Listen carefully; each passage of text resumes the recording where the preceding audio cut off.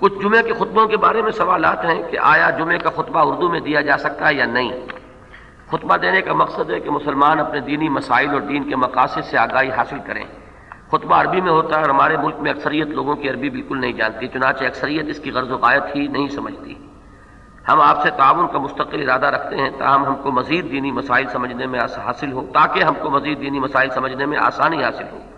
کیونکہ سوالات کا انبار ہے اور وقت کافی کم ہے، اس لیے اس سلسلے میں برائے مہربانی رہنمائی فرمائیں۔ دیکھیے، خطبے کے اردو میں پڑھے جانے کے لیے یہ دلیل اگر مان لی جائے گی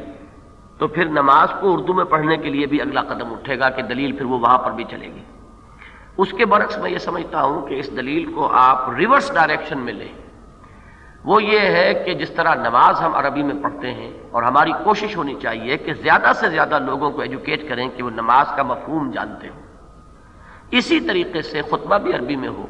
لیکن آپ اس کی مہم چلائیں اپنے معاشرے کے اندر کہ زیادہ سے زیادہ لوگ عربی سیکھیں اور خطبے کو سمجھیں۔ البتہ جب تک یہ شکل نہیں ہوتی، ما لا یدرک کلہ لا یترک کلہ کا اصول ہے کہ ایک چیز اگر بتمام و کمال آپ کو حاصل نہیں ہوتی تو جتنا بھی آپ کر سکیں اتنا تو حاصل کیجئے۔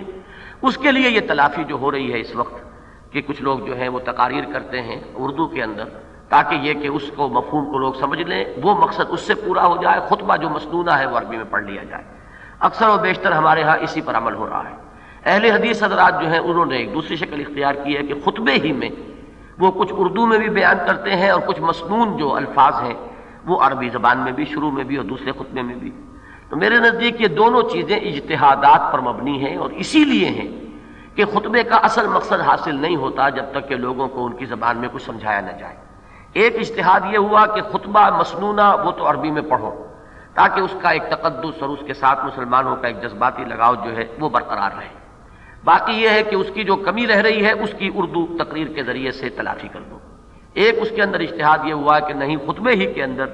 جو مسنون الفاظ ہوتے ہیں عام طور پر وہ عربی میں ادا کیے جائیں اور باقی یہ کہ اردو میں تقریر بھی ہو جائے۔ اب یہ چونکہ دو مسلکوں کا معاملہ ہے، میں اس میں کوئی ججمنٹ نہیں دینا چاہتا کہ یہ بہتر ہے یا وہ بہتر ہے، لیکن یہ کہ دونوں کا مقصد ایک ہی ہے کہ جب تک کہ لوگ عربی زبان سے اتنے واقف نہیں ہو جاتے کہ وہ براہ راست عربی خطبے کو سمجھ سکیں، اس وقت تک کچھ نہ کچھ ان تک فہم پہنچانے کی ایک کوشش ہے۔ میں اس میں اضافہ یہ کر رہا ہوں کہ آپ اس کے ساتھ ایک زوردار مہم چلائیں کہ عربی زبان جو ہے لوگ سیکھیں اور ان کے اندر یہ صلاحیت پیدا ہو جائے کہ یہ جو ہماری بنیادی دینی عبادات ہیں ان کی روح جو ہے وہ اس سے فوری طور پر ان کی ایک جو ہے واقفیت ہوتی چلی جایا کرے۔ جب وہ بات اپنی زبان سے نکال رہے ہوں، نماز میں اپنی زبان سے پڑھ رہے ہیں اور خطبے میں وہ سن رہے ہیں، تو ساتھ ہی ساتھ اس کا مفہوم بھی ان کے سمجھ میں آ جائے۔